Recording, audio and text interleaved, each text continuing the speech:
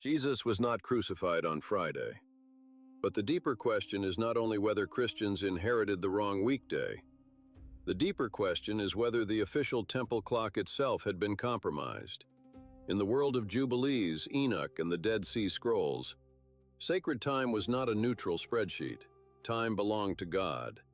And if the priesthood changed the calendar, then the feasts could be kept on the wrong days while everyone still sounded religious. Here is the case in plain terms. The Friday tradition reads the Gospels through the later church rhythm of Good Friday, Holy Saturday, and Easter Sunday. But the Gospel details point to a more complicated Passover week. John sounds like Jesus dies before the temple Passover meal. Mark preserves clues that still feel pre-feast. And the calendar writings from the period show that some Jews believed the temple calendar had abandoned the older revealed order of time. The working frame is AD 33.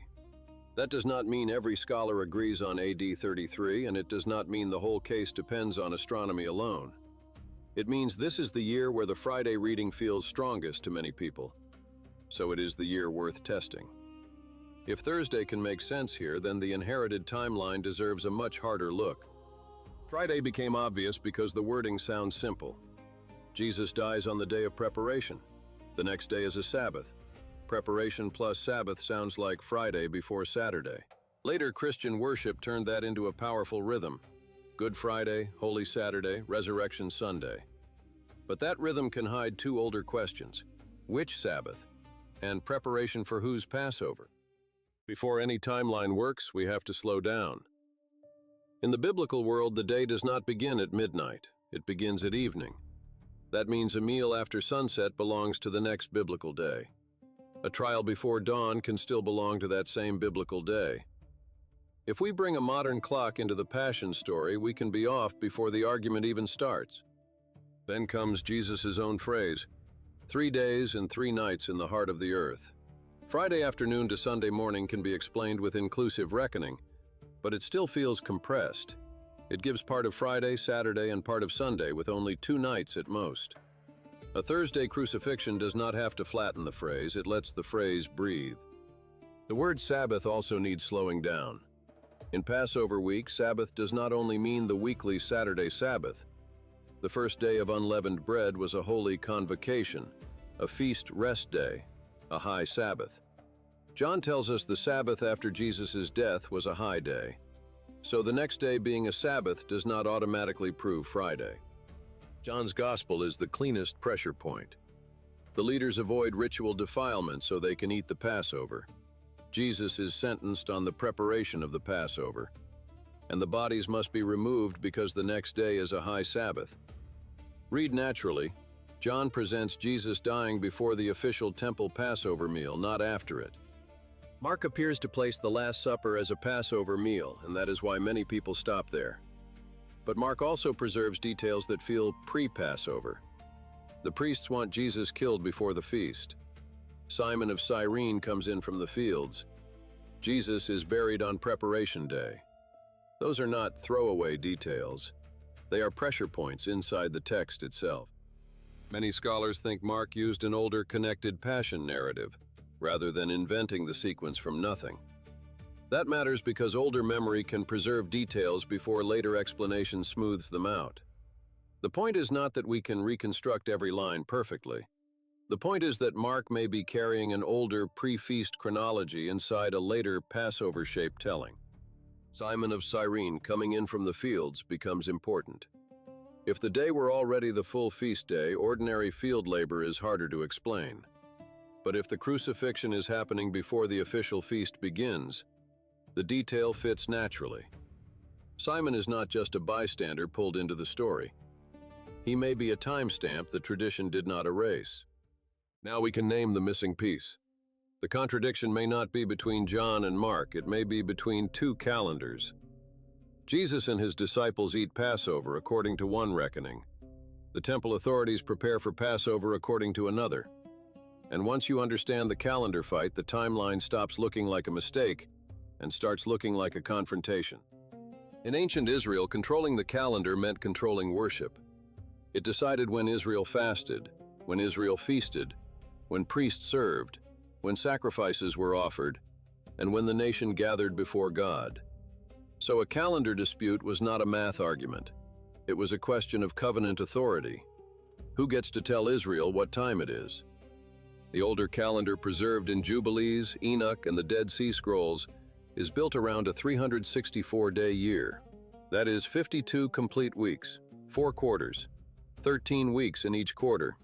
The result is simple and powerful. The appointed days stay anchored to fixed days of the week. Sacred time is ordered, repeatable, and not dependent on a priestly court declaring the moon. This is where the script needed to be less neutral. Jubilees does not treat moon-based timekeeping as just another valid option. It warns that those who observe the moon will corrupt the appointed times, confuse holy days with ordinary days, and lose the path of the years. That is a polemic. It is a charge that the wrong calendar corrupts worship.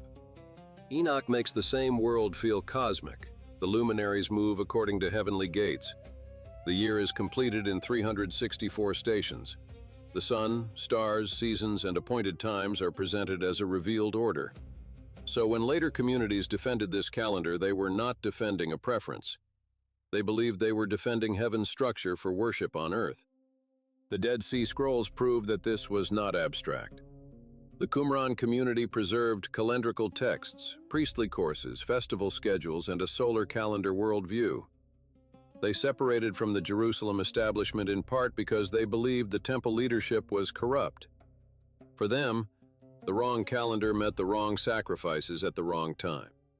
After the Antiochus crisis and the Hasmonean rise, the high priesthood became entangled with politics, power, and legitimacy disputes. This is why the word usurper matters. Many Jews did not see the ruling priestly order as the pure continuation of Zadokite faithfulness. They saw a temple establishment that had taken sacred authority while losing sacred order. By the time of Jesus, the temple was also operating under Roman permission. High priestly power, Sadducean influence, temple economics, and political survival were tangled together. So when Jesus challenges the temple, overturns tables, and speaks judgment over the house, he is not criticizing a minor abuse. He is confronting a system whose legitimacy was already contested. So would Jesus follow the calendar of the establishment that wanted him dead, or the older priestly calendar that claimed to preserve God's appointed order? We cannot pretend the Gospels give us a direct footnote saying, Jesus used Jubilees. But the pattern makes sense. Jesus eats Passover before the temple leaders.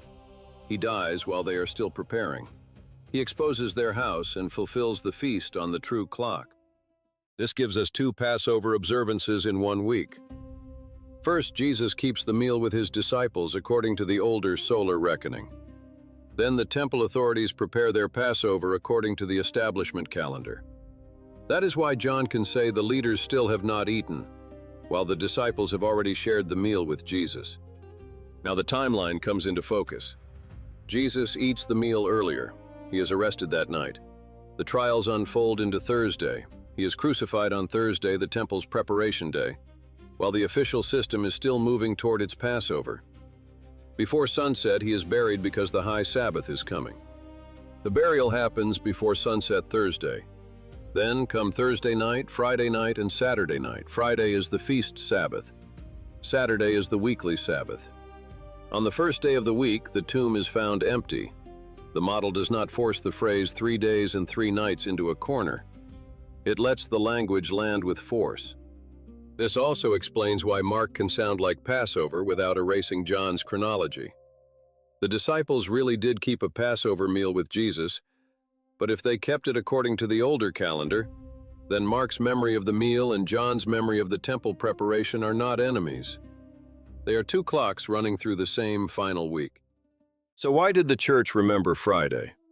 Because once the church moved farther from Jewish calendar disputes, Preparation Day was naturally heard as Friday, the weekly preparation before Saturday. The high Sabbath detail faded. The solar calendar conflict faded. The temple corruption context faded. And the complicated Jewish timeline collapsed into a simpler liturgical rhythm. The point is not both sidesism. The point is evidence discipline. The Friday view has tradition behind it. But the Thursday solar calendar model explains more details at once. John's pre-Passover language, Mark's pre-feast clues, Simon from the fields, the high Sabbath, 3 nights, and the known calendar protest against the temple establishment. That cumulative case deserves to be stated plainly. And here is why it matters. If this model is right, Jesus is not merely dying near Passover. He is exposing the false timing of a compromised temple system. He is the lamb offered while the official order prepares its lambs. He is the true priest, the true temple, and the true appointed time of God. The cross happens on the clock of heaven, not the clock of the usurpers. Do not inherit a timeline without testing it. Read John 19, read Mark 14 and 15, read the words 3 days and 3 nights. Then look at Jubilees, Enoch, and the Dead Sea Scrolls, and ask whether the Gospels are preserving a deeper calendar confrontation than most of us were taught. If this helped you see the story more clearly, subscribe for more forgotten fault lines in church history, scripture, and the world behind the Bible.